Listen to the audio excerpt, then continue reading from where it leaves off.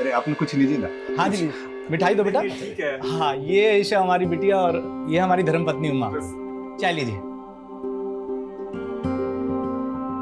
द्वारकानाथ जी, हमारे तीनों बच्चे ईशा, पीयूष और काजल बड़े ही सुशील और संस्कारी हैं। पापा वो ना आज स्कूल में।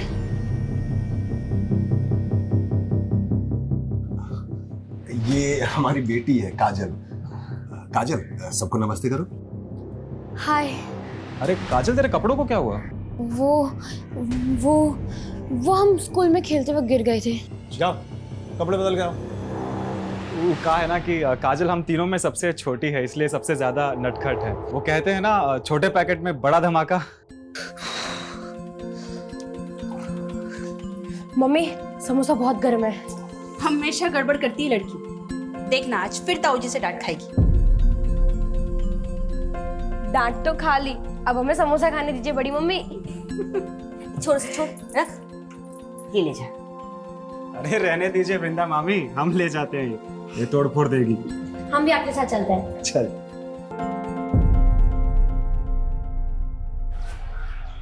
ईशा, वैसे पसंद क्या है आपकी? मूवीज देखना, खाना बनाना, यही सब। खाना बनाना? अच्छा, हमें तो आज तक कुछ बना कर नहीं दिया। और हमको भी कहाँ खिलाया। तुम दोनों क्या कर रहे हो यहाँ पे? ये लो जूस। अरे होने वाले जीजा जी से मिलने आए है ना पीयूष भैया? और नहीं तो क्या। दिवेश जीजू, हम तीनों भाई बहन है ना, हर जगह साथ जाते हैं, तो अगर आप ईशा दीदी को लेकर गए तो हमको भी साथ लेकर जाना पड़ेगा। और हमको भी। अरे बाप रे, अब एक काम करते हैं, तुम तीनों को कहीं जाने की जरूरत नहीं है। शादी के बाद हम ही यहाँ रहने आ जाते हैं। तो बड़ा मजा आएगा, क्यों ईशा दीदी?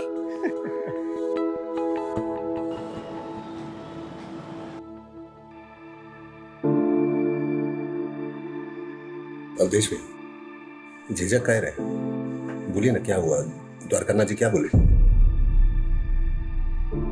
अगले महीने देवेश अमेरिका जा रहा है। द्वारकानाथ जी चाहते हैं कि इसी महीने ईशा और देवेश की शादी हो जाए। नहीं, जल्दी पैसों का प्रबंध कहाँ से कर पाएंगे? भैया, ईशा भी हमारी बेटी की तरह है, तो शादी का आधा खर्चा हम उठाएंगे। और कल हम शेखर से भी बात करते हैं, वो भी जरूर मदद करेगा। नहीं महेश, बाहर वालों को घर के मामले में इन्वॉल्व करने की जरूरत नहीं है। भैया बचपन का दोस्त है मेरा, वो देखिएगा वो खुशी खुशी मदद करेगा। हाँ ताऊ जी, शेखर चाचा बहुत अच्छे हैं। महेश, तूने हमारा आधा बोझ हल्का कर दिया। अरे भैया, काजल की जब शादी होगी ना तब हमारी शादी?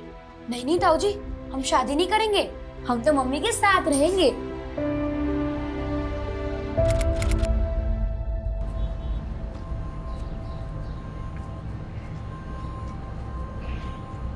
ए काजल,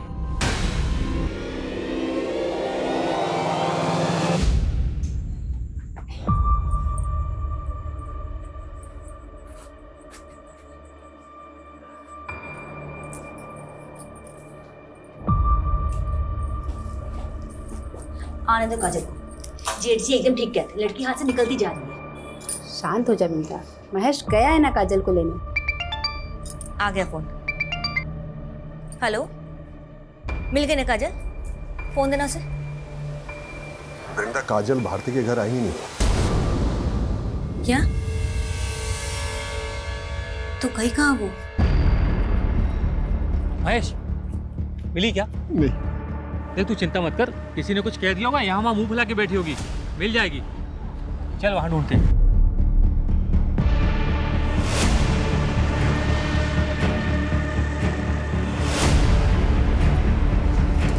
काजल मिली? नहीं, अरे कहाँ चली गई? भैया कहीं नहीं मिल रही। भैया हमको बहुत डर लग रहा है, पुलिस से मदद लेना चाहिए।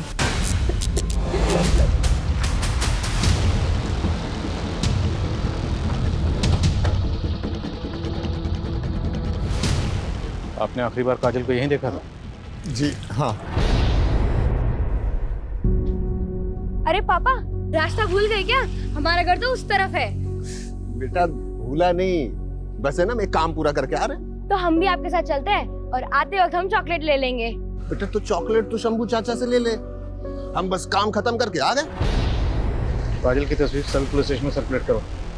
सर, आसपास की सभी दुकानें बंद हैं।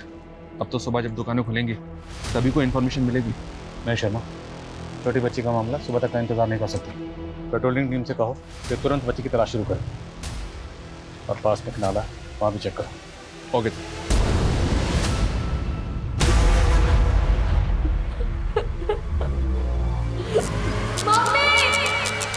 तो कहाँ जा रही बिंदा? कहाँ जा रहे हैं? काजल नहीं है, कहाँ जा? वो जाना पड़ेगा उसमें। आ जाएगी काजल बेटा, तू शांति रखना। भाभी अभी तक नहीं आई है, पता नहीं कहाँ होगी हमारी बच्ची। कुछ नहीं होगा उससे, आ जाएगी वो। नहीं आई ना भाभी अभी तक। आ जाएगी ना काजल, तू शांति रखना। किस साल में होगी, कहाँ होगी? भाभी, हमको हमारी काजल चाहिए। आ जाएगी बेटा।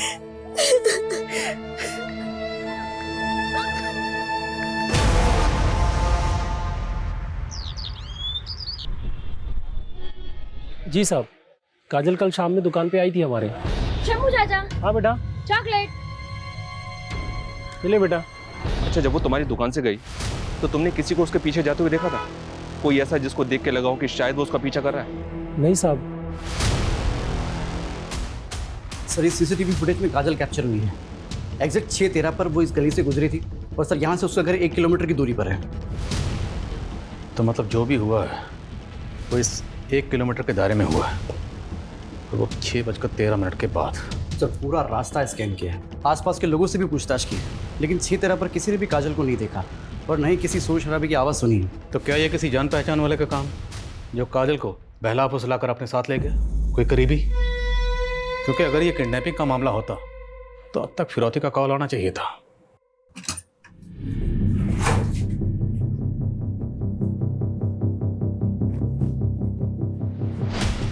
वृंदा, पापा नहीं मिल रही। नहीं मिली। वृंदा मिली? नहीं। अम्मा पूरा घर छान लिए, पड़ोसी में पूछ लिया, चाची नहीं मिल रही। भगवान, कहाँ गई होगी? भाभी, आप और ईशा यही रहिए, हम लोग बाहर जाकर देखते हैं।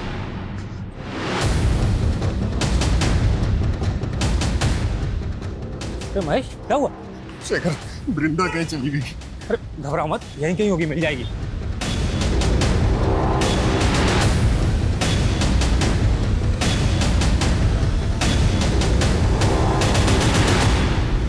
वृंदा मामी मामी, आप यहाँ क्या कर रही हैं? आ जाएगी काजल।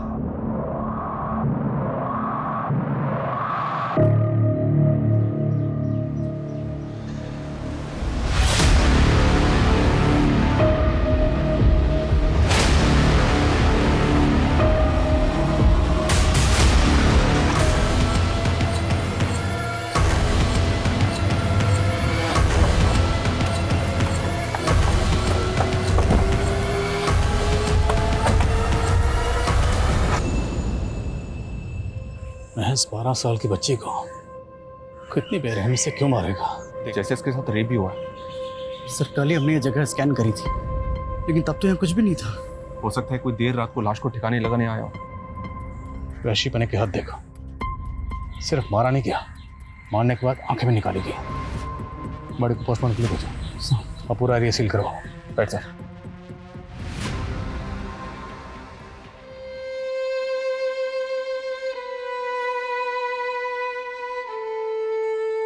महेश जी, जिसने भी ये किया है हम उसे छोड़ेंगे नहीं।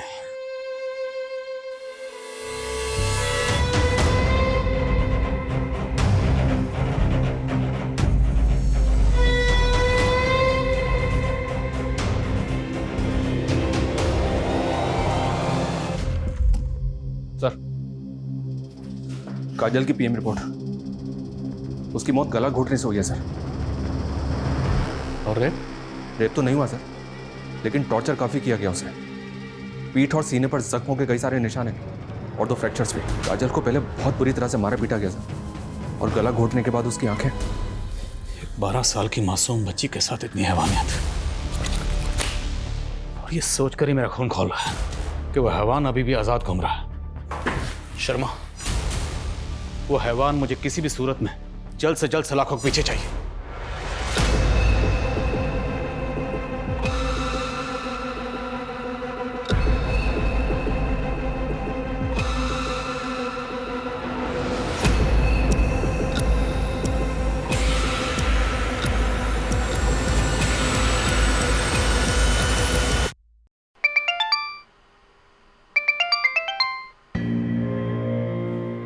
कौन बार बार फोन कर रहा है? देवेश के पिताजी हैं, शायद शादी की तारीख फिक्स करने के लिए फ़ोन कर रहे होंगे। शाम को बात करते हैं उनसे, बोल देंगे कि 6 महीने के लिए शादी टाल दें। लेकिन अगर देवेश एक बार अमेरिका चला गया तो फिर पता नहीं कब लौट कर आएगा। तो क्या करें? यहाँ हमारे भाई की बेटी की जान गई है और तुमको अपनी बेटी की शादी की पड़ी है, हाँ? भैया भाभी सही कह रही, अभी शादी टल गया तो हो सकता है कि रिश्ता भी टूट जाए। इससे अच्छा रिश्ता हाथ से जाने मत दीजिए। क्या कह रहे तुम? सही कह रहे, ईशा और देवेश की शादी इसी महीना होना जरूरी है।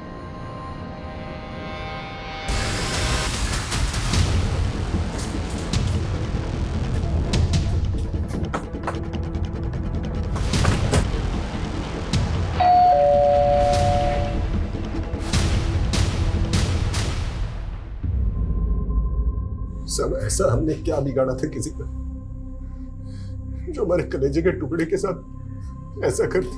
महेश जी, नफरत और जलन किसी भी इंसान को हैवान बना सकती है। आपकी फैमिली की किसी से कोई दुश्मनी या रंजिश? सर मुझे एक आदमी पर शक है। किस पे? राधे। कौन राधे?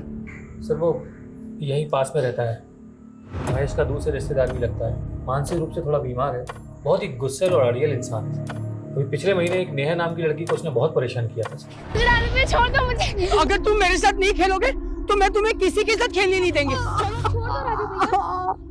काजल, तुमने मुझे मारा, मैं तुम्हें नहीं छोड़ूंगा। मुझे मारना मत पापा, मुझे मारेंगे, मुझे मारना मत। नहीं मारेंगे, जो पूछ रहे हैं उसका जवाब दो। इस काजल ने तुम्हें मारा था ना? काजल, बुरी बुरी आंखों वाली काजल, इसने मुझे मारा था इधर लकड़ी से 5 बार। काजल ने तुम्हें मारा इसलिए तुमने काजल को मार दिया? शर्म आनी चाहिए आपको। मेरा बेटा दिमागी तौर पे कमजोर है, इसे देखकर आपको लगता है कि वो किसी की जान ले सकता है? जानलेवा हमला तो कर ही चुका आपका बेटा कई लड़कियों पर।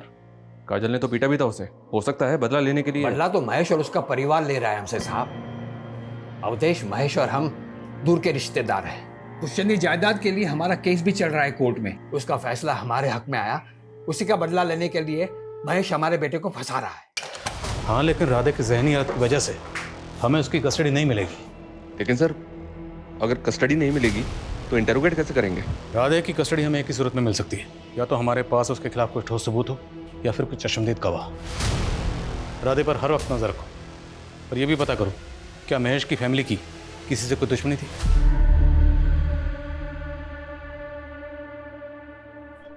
उठे, उठ। अरे कौन आवाज कर रहा है? उठ, उठ, उठ, उठ। राजा,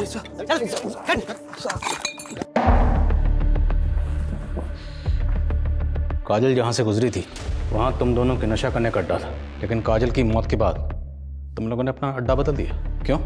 ऐसा कुछ नहीं है साहब, हमें तो पता भी नहीं कि वो लड़की। वैसे क्या नाम बताया था साहब आपने? ये देखो, ये वो लड़की है काजल, ध्यान से देखो और बताओ। उस दिन मैंने इस लड़की को देखा था किसी आदमी के साथ। कौन था वो आदमी? नहीं पता ना, कौन था वो? ये दोनों टाइम वेस्ट कर रहे हैं, इनकी हड्डी पसली एक कर दो। जब तक उस आदमी का नाम याद ना आना है, छोड़ना मत इनको।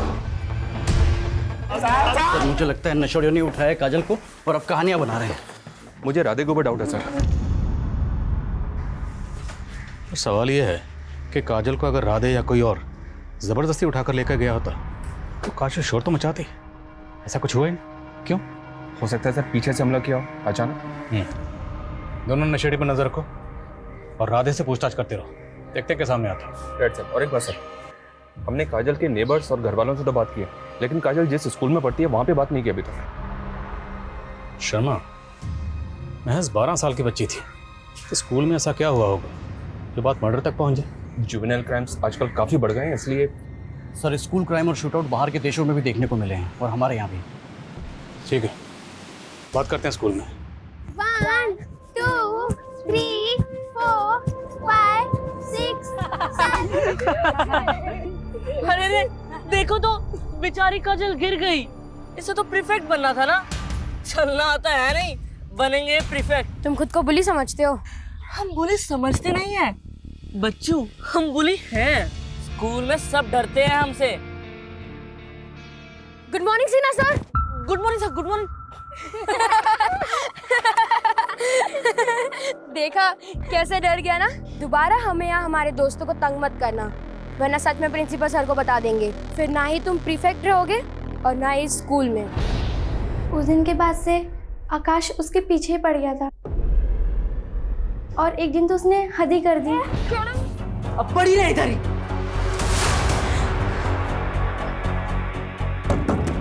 भारती, प्रिया कोई है, मुझे यहाँ से निकालो। फिर हमने आकाश को 10 दिन के लिए स्कूल से सस्पेंड कर दिया और उसे प्रीफेक्ट की पोजीशन से हटा दिया और उसकी जगह हमने काजल को प्रीफेक्ट बना दिया। मानते हैं सर, हम काजल को बहुत परेशान करते थे, लेकिन हम उसको कुछ नहीं किए। काजल की वजह से आपको 10 दिन के लिए स्कूल से सस्पेंड कर दिया गया। आपको प्रीफेक्ट से हटाकर काजल को प्रीफेक्ट बना दिया गया। बुरा तो लगा होगा ना बेटा आपको? ये कैसा सवाल है सर? ऐसे सवाल पूछ के हमारे बेटे को टॉर्चर मत कीजिए ना सर। हेलो, अरे बोला ना आपको, लोडिंग हमारे सामने होगी, एक छोटा सा काम निपटा के आ रहे हैं ना हम। हाँ सर, हमारा बेटा ऐसा वैसा लड़का नहीं है, टॉपर है क्लास का। अगर आप बोला ना आपको, पहुंच रहे हैं। क्या कह रहा था मैं, आप हमारे बेटे को परेशान मत कीजिए। ये क्या कर रहे हैं आप? आपको मालूम है कितना इंपॉर्टेंट काम? आपके बेटे के फ्यूचर और उसकी जिंदगी से ज्यादा इंपॉर्टेंट काम है। बात को समझिए ना सर। आप बात को समझने की कोशिश कीजिए। जो लड़की मरी है ना, उसकी जिंदगी भी इंपॉर्टेंट थी। उसका कत्ल हुआ और उसके कातिल को ढूंढना हमारा काम है, और ये काम सबसे ज्यादा इंपॉर्टेंट है। सर आप जो पूछना चाहते हैं पूछिए। हमें पूरा भरोसा है हमारे बेटे ने कुछ नहीं किया। हाँ ठीक है, उसको पकड़ के रखो। नमस्कार सर। मैं तुम्हें फ़ोन करता हूँ। हाँ, कत्ल का कुछ पता चला? हमारे पास रोज़ बहुत सारे केसेस आते हैं, इंसानों की गुमशुदगी के, हत्या के, अपहरण के। अब क्या करें, हम उन केसेस पे ध्यान दें या पूरा का पूरा पुलिस महकमा तुम्हारे गाय के हत्यारों के पीछे लगा दें? बोलो क्या करें?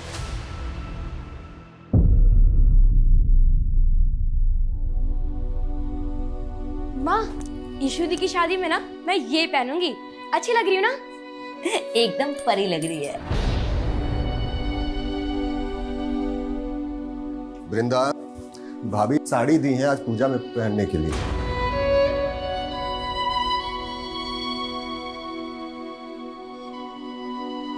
काहे अपना जख्म कुरेद रही है? हम कहे थे ना, काजल का सारा चीज खुद से दूर कर दो।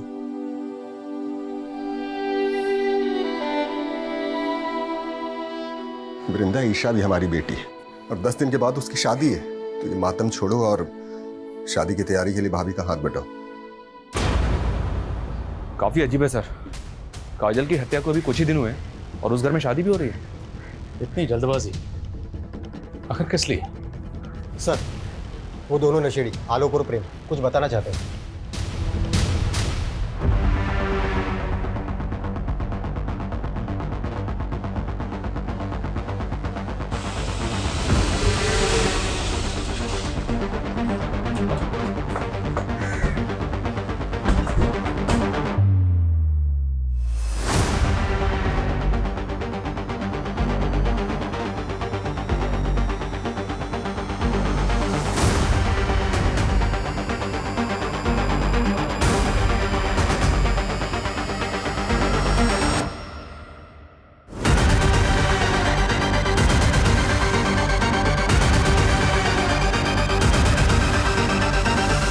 चलें शेखर?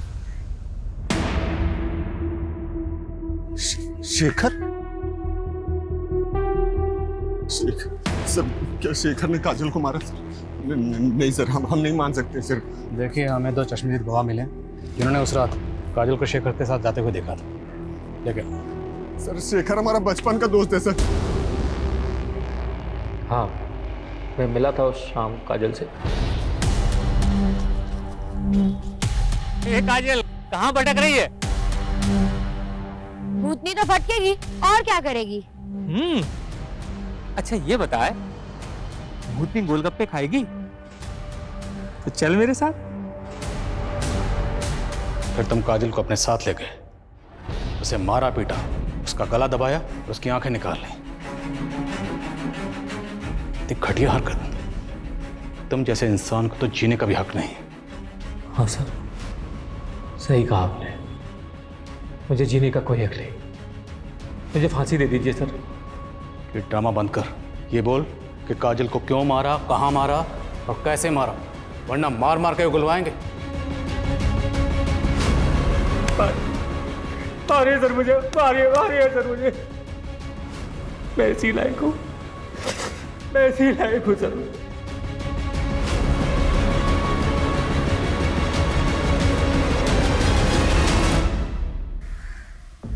पहली बार ऐसा महसूस हो रहा है जैसे इस केस को क्लोजर नहीं मिला। चश्मदीद गवाह है, कातिल ने अपना जुर्म कबूल कर लिया, अभी ऐसा लगता है जैसे केस सॉल्व नहीं हुआ। क्यों सर?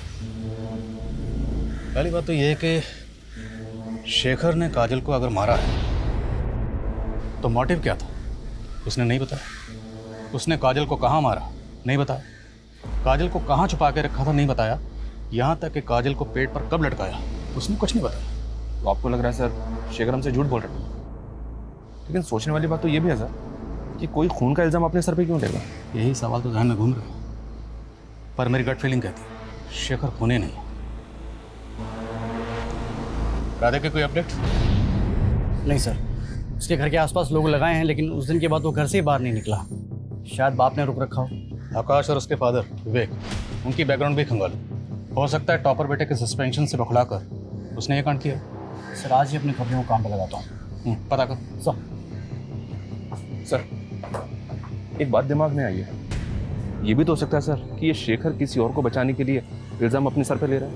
महेश उसका बचपन का दोस्त। शेखर ऐसा क्यों करेगा? ये शेखर की फैमिली प्रयागराज में नहीं रहती ना? नहीं सर, 10वीं के बाद मुंबई शिफ्ट हो गया था, लेकिन 3 साल पहले अचानक वापस आ गया और अकेला ही रह रहा है। मुद्दा तो यही है कि शेखर आखिर किसी और के खून का इल्ज़ाम अपने सर क्यों ले रहा है। अब अगर हमें यह जानना है तो हमें शेखर की ज़िंदगी की किताब के पन्नों को पीछे की ओर पलटना होगा। आज ही मुंबई के लिए रवाना हो और पता करो शेखर का गुजरा हुआ कल। Okay sir.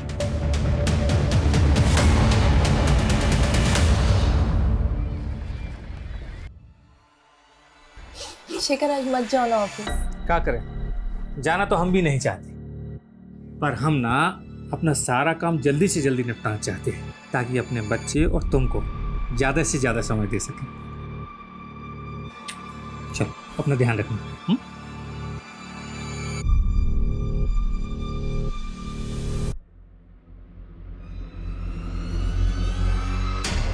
सर पता नहीं कैसे हुआ, मैं जब घर के अंदर गया सारा सामान बिखरा हुआ था और मेरी बीवी तृप्ति वो भी कहीं नहीं थी। सर बाहर निकल के सब लोगों से पूछा पर किसी ने कुछ नहीं बताया।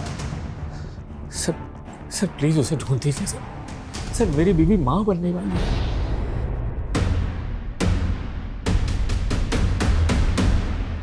क्या शेखर पर उसकी बीवी की मौत का चार्ज लगा था? जी सर, शेखर 1 साल तक जेल में था, डिप्रेशन में चला गया था। फिर जब कोई सबूत या गवाह नहीं मिला तो उसे छोड़ दिया गया। और दोनों मियाँ बीवी के बीच अनबन की वजह क्या थी? वो पता नहीं चला। उसकी बीवी तृप्ति मिली? No sir. उसकी डेड बॉडी? No sir. मैंने SHO वागले से कहा है कि इस केस में कोई भी अपडेट मिलता है तो वो इन्फॉर्म करें। लेकिन एक बात समझ में नहीं आ रही, शेखर की बीवी तृप्ति गायब हुई 3 साल पहले, तो 3 साल पहले गुजरे उस हादसे का काजल के केस से क्या ताल्लुक हो सकता है? कहीं ऐसा तो नहीं कि शेखर ने अपनी बीवी का कत्ल किया था लेकिन सजा से बच गया, अब वही गिल्ट उससे काजल का कत्ल कबूल करवा रहा है? सर कम है सर।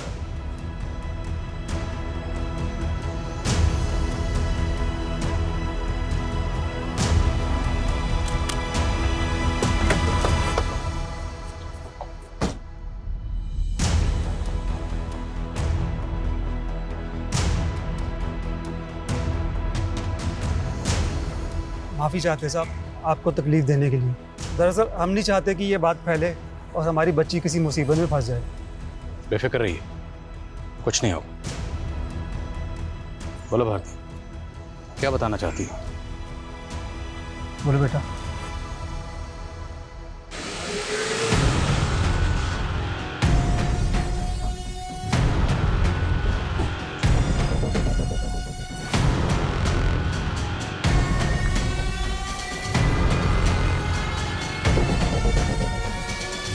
बिठाओ मैडम को।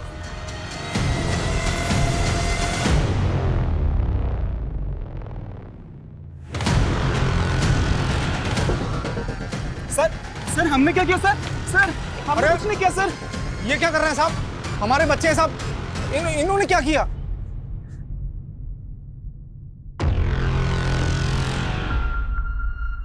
सुना है तुम तीनों भाई बहन में बड़ा प्यार था, और तुम दोनों में तो कुछ ज्यादा ही प्यार था।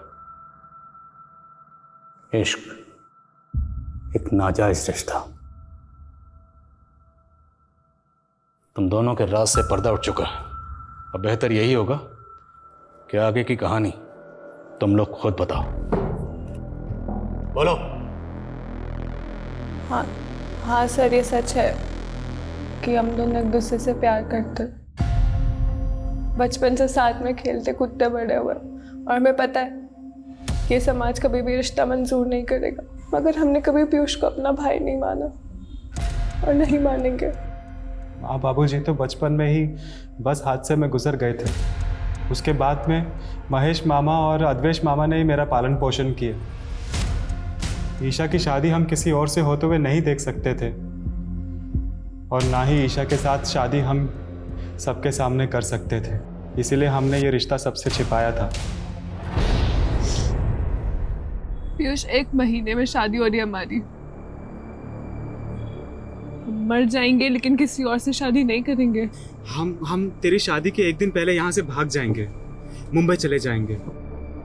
फिक्र मत करना तू, मत कर तू फिक्र, मैं सब संभाल लूंगा। ईशा दीदी, पीयूष भैया। अगर काजल इसके बारे में पूरे परिवार को बता देती तो तुम दोनों के भागने का प्लान चौपट हो जाता। उस दिन तुम काजल को भारती के घर के बाहर मिले थे। झूठ तो बोलना मत, क्योंकि भारती हमें सब कुछ पहले ही बता चुकी है। हाँ, ये बात सच है सर। हम जानते हैं हमसे बहुत बड़ी गलती हो गई है। ईशा को भी समझ में आ गया है। हमने भागने का प्लान भी कैंसिल कर दिया है। सच्ची, सब कुछ वैसा ही चलेगा जैसा कि घर वाले चाहते हैं। तुम समझ रही हो ना हम क्या कह रहे हैं? तुम किसी को बताओगे तो नहीं? ठीक है भैया, हम किसी को नहीं बताएंगे, पर आप अपना वादा तो नहीं तोड़ोगे ना? नहीं, पक्का वाला प्रॉमिस। ठीक है। काजल ने वादा किया था कि वो किसी को कुछ नहीं बताएगी। हमने भरोसा किया था उस पर उसने तुम्हारे विश्वास को तोड़ दिया। उसने अपनी दोस्त भारती को सब कुछ बता दिया था। तुम काजल को मिले, आप उसे अपने साथ ले गए, उसे मारा पीटा, उसकी आंखें निकालने, उसका गला दबाया। नहीं सर, ये बिल्कुल झूठ है सर। हमने काजल को नहीं मारा। इसी भतीजी की शादी के लिए मरे जा रहे थे ना आप? हाँ, अपनी बेटी के शौक से ज्यादा आपको इसकी शादी की पड़ी थी। ईशा और पीयूष के साथ साथ आप भी मेरी बेटी की मौत के जिम्मेदार हैं।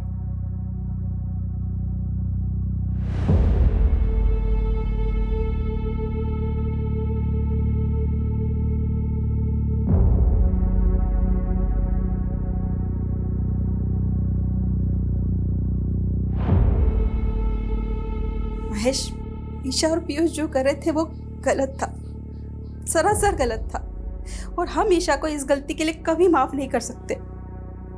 लेकिन मेरा दिल ये मानने के लिए तैयार ही नहीं है कि ईशा काजल को मार सकती है। अरे अपनी सगी बहन मानती थी वो उसे।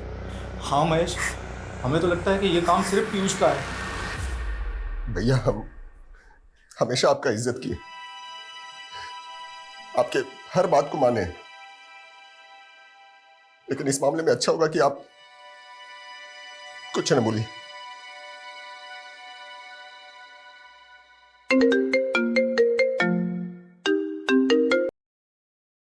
हाँ वागले, बोलो।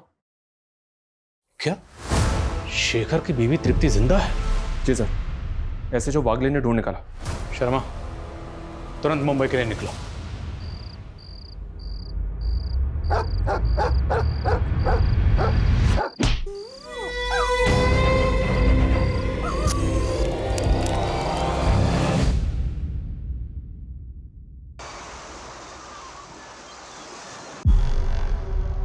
मुझे किसी ने अगवा नहीं किया था। मैं राकेश से प्यार करती थी। शेखर की कंपनी में राकेश ड्राइवर था।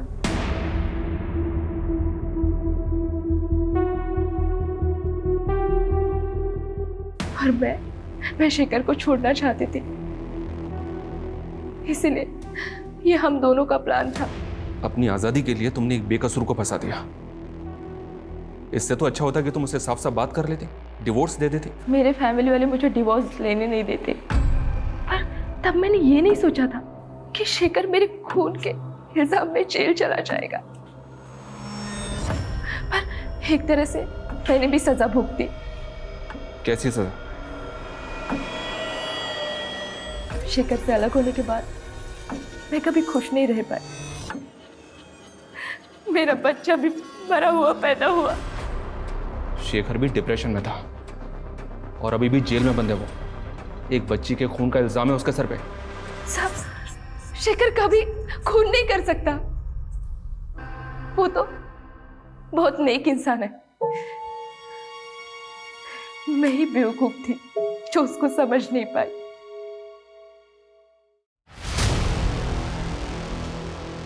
सर, इस शेखर की हिस्ट्री जानने के बाद तो तकरीबन यकीन से कह सकते हैं कि ये निर्दोष है।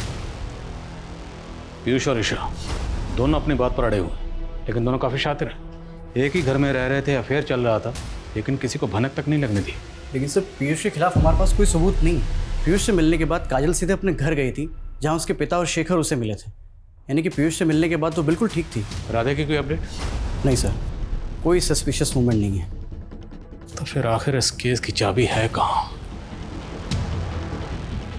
एक काम करते हैं, शुरू से शुरू करते हैं। काजल सबसे पहले मिली थी पीयूष को भारती के घर के बाहर। उस वक्त बजे थे 5:15 सर। 5:15।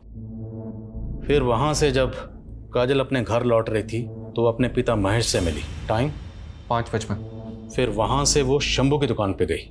उस वक्त बजे थे तकरीबन 6:15। 6:15। और 6:30 बजे उसे शेखर मिला और वहां पर आलोक और प्रेम भी मौजूद थे उस वक्त। और उसके बाद से 36 घंटे के लिए काजल गायब थी। और 36 घंटे बाद उसे सबसे पहले देखा उसकी माँ ने, जब उसकी लाश पेड़ पर लटकी हुई थी। इसका मतलब सर, इन 36 घंटों में काजल कहाँ थी, हमें सबसे पहले ये पता करना होगा। और सर, वो लड़का राधे जिसको काजल ने पीटा था, और स्कूल का वो लड़का आकाश, उसका फादर विवेक। सस्पेक्ट बहुत है हमारे सामने, पर इन सस्पेक्ट्स में से कातिल कौन है? या कहीं ऐसा तो नहीं कि कातिल अभी तक हमारे रडार में आया ही ना हो?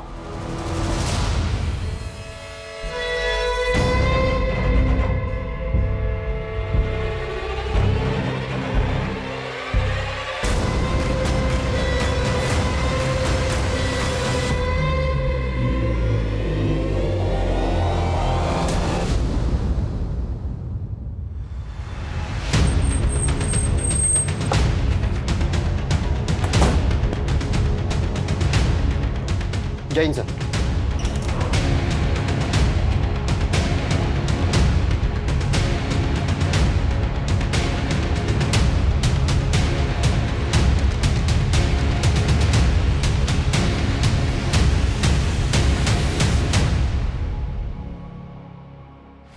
सर, अभी तक काजल से जुड़े लोगों पे शक कर रहे थे हम, लेकिन इस हत्या के बाद अब ऐसा लग रहा है कि ये काम किसी सीरियल किलर का हो सकता है।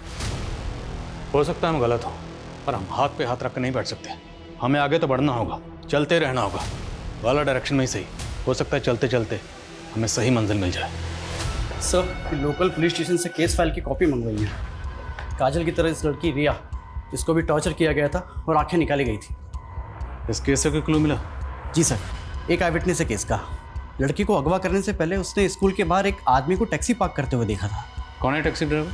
सर, ये तो अभी तक पता नहीं चला है, लेकिन आई विटनेस का कहना था कि उसका हेयर स्टाइल कुछ अजीब सा था। टैक्सी ड्राइवर, अजीब हेयर स्टाइल। काजल की लाश जहाँ मिली थी वो एरिया अभी भी सील है ना? जी सर। उस पूरे एरिया में पता करो, क्या किसी ने किसी ऐसे टैक्सी वाले को देखा था जिसका हेयर स्टाइल अजीब था? और इस एरिया में जितनी भी सीसीटीवी फुटेज है सबको खंगालो। गाइस, मैं जानता हूँ काम बहुत मुश्किल है, but let's crack this case.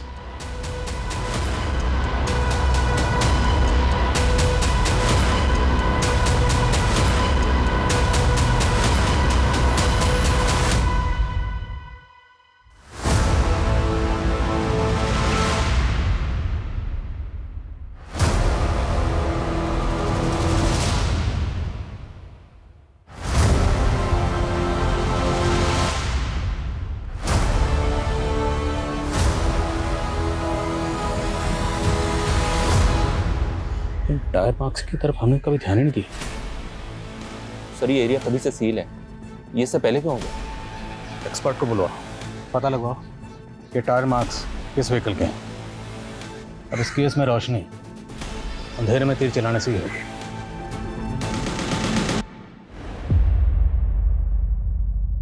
Piyush जा चुका है और अब उसे कभी याद भी मत करना।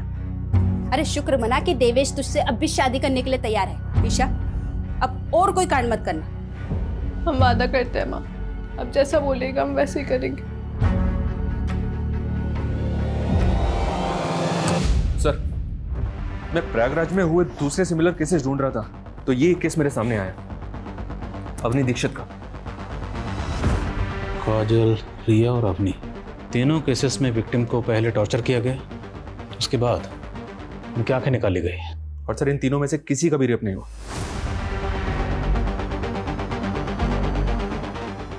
शर्मा, तुमने एक चीज नोटिस की? इन तीनों विक्टिम्स में एक चीज कॉमन है। क्या सर? तीनों की आंखें भूरी हैं। अवनी दीक्षित केस में विक्टिम के आसपास कोई टैक्सी वाला नजर आया था? नो सर, अभी तक कोई भी आई विटनेस सामने नहीं आया। सर सर काजल मर्डर क्राइम सीन में मुझे जो टायर मार्क्स मिले थे वो एक 3 व्हीलर ऑटो रिक्शा है। एक्सपर्ट के मुताबिक वो टायर मार्क्स कम से कम 15 दिन पुराने हैं। 15 दिन यानी लगभग उसी समय जब हमें काजल की लाश मिली थी। मतलब हम सही ट्रैक पे हैं। उसी रिक्शा में काजल की लाश को लाया गया होगा। लेकिन सर आई विटनेस ने रिया के केस में जिस ड्राइवर को देखा था वो टैक्सी चला रहा था। Sharma, let's keep it simple. हम एक ऐसे ड्राइवर को ढूंढ रहे हैं जिसका हेयर स्टाइल अजीब है, फिर वो चाहे रिक्शा चलाता हो टैक्सी चलाता हो, कोई फर्क नहीं पड़ता। पूरी टीम को काम पे लगाओ। जब तक ये बंदा मिल नहीं जाता कोई घर नहीं जाएगा।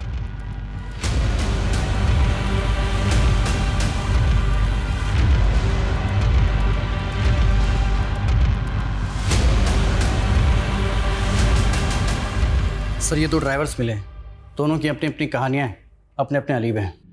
1 मिनट सर, ये आदमी, इसको तो देखा है मैंने सर। कौन है ये तो वही ड्राइवर है सर जिसके साथ शेखर की बीवी तृप्ति भागी थी। राकेश नाम है इसका। सर अभी कुछ देर पहले ही छोड़ा है मैंने, ज़्यादा दूर नहीं गया होगा, उठा लेते हैं उसे। नहीं, रुको रुको रुको, जाने दो उसे, लेकिन नज़र बनाए रखो। ये जो भी है अब इसे सबूत के साथ ही पकड़ेंगे।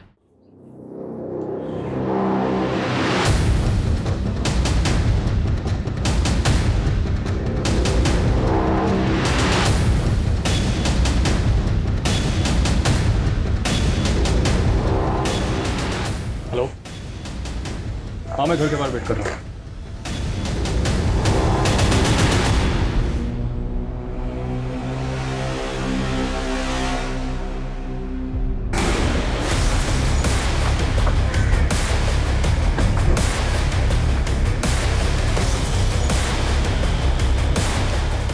आप लगाइए मेहंदी।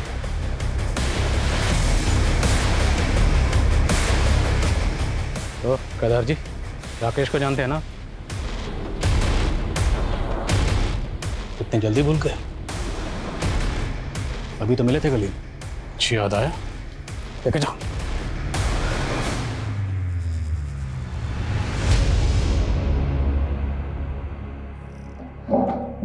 बोलिए केदार जी, सच का बोझ बहुत भारी होता है, उतार दीजिए। राधे, हमारा बेटा, आप तो जानते ही हैं कि वो दिमागी तौर पे कमजोर है। हमारा वंश आगे बढ़े इसके लिए हमने हमसे कम उम्र की लड़की शीला से शादी कर ली ताकि तंदुरुस्त और हेल्दी बच्चा पैदा हो। 3 बार हमारी बेबी उम्मीद से थी, लेकिन तीनों बार बच्चे पेट में ही मर गए और हमें हर हालत में तंदुरुस्त बच्चा चाहिए था। इसलिए हम हमारी बीवी को लेकर बंबई चले गए। कुछ दिनों के बाद हमें तृप्ति मिली, शेखर की बीवी। केदार जी प्लीज शेखर को मत बताइएगा। नहीं बताएंगे, हम हमारी परेशानी में उलझे हुए हैं, इसीलिए तो मुंबई आए हैं। क्या परेशानी है आपको? दूसरी शादी इसलिए की ताकि बच्चा हो जाए। ये मेरा पति है राकेश। बंबई इसलिए आया हूँ कि बीवी का इलाज हो जाए तो मैं घर का चिराग मिल जाएगा। राकेश हमें एक बाबा के पास लेके गया। उसने उपाय भी बताए। तेरी पत्नी जिंदा बच्चे को जन्म दे सकती है, लेकिन उसके लिए तुझे बलि देनी होगी। 3 गायों की बलि, 10 कुत्तों की बलि और 3 भूरी आंखों वाली लड़कियों की बलि देने के लिए कहा। राकेश ने कहा कि गाय और कुत्ते की बलि तो वो खुद दे देगा। जानवर को मारना इतना मुश्किल नहीं, लेकिन इंसान को। काजल को कैसे चुना? किस्मत है साथ दिया साहब। मेरी बीवी का पहला पति शेखर भी वहीं रहता था, काजल को अच्छे से जानता था। हमने उस रात काजल को रोका और उसे बताया कि तुम्हारे शेखर चाचा की खोई हुई बीवी मिल गई है। शेखर चाचा की बीवी? आप उन्हें जानते हो अंकल? हाँ बेटा, अच्छी तरह से। उनकी फोटो भी है मेरे पास, ये देखो। अभी कहाँ है वो? चलो मेरे साथ, मिलवाता हूँ उनसे। तृप्ति चाची कहाँ है ना कत्थई आंखें, जैसी चाहिए थी। काजल के बाद 2 लड़कियां और उठाई इसने, और उनको भी काजल की तरह ही मारकर पेड़ पे लटका दिया, ताकि लोगों को लगे कि ये किसी सीरियल किलर का काम है। उस ढोंगी बाबा को मुंबई में अरेस्ट कर लिया सर, और उसने सब कबूल भी कर लिया। सर कोई सोच भी नहीं सकता था केदार एक बच्चा पाने के लिए इतना घिनौना जुर्म करवाएगा। अंधविश्वास और लालच का मेल बड़ा खतरनाक होता है। केदार को हर हालत में अपनी संतान चाहिए थी। इसी लालच में वो ये खतरनाक खेल खेल रहा था, जिसमें उसका साथ वो सरफिरा राकेश दे रहा था, और जिसका फायदा उस ढोंगी बाबा ने भी उठाया। अफसोस सिर्फ इस बात का है, इस खेल में उन 3 मासूम बच्चियों ने बिना वजह अपनी जान गंवा दी। और शेखर, जो बेकसूर होने के बावजूद अपनी बीवी तृप्ति के केस में आरोपी बना, पूरी तरह से टूट चुका था। जब काजल के केस में सस्पेक्ट बना तो उसने खून का इल्जाम अपने सर पर ले लिया। तो अच्छा हुआ कि वक्त रहते हम असली कातिल तक पहुंच गए और एक बेकसूर को फिर से बलि पर चढ़ने से बचा लिया।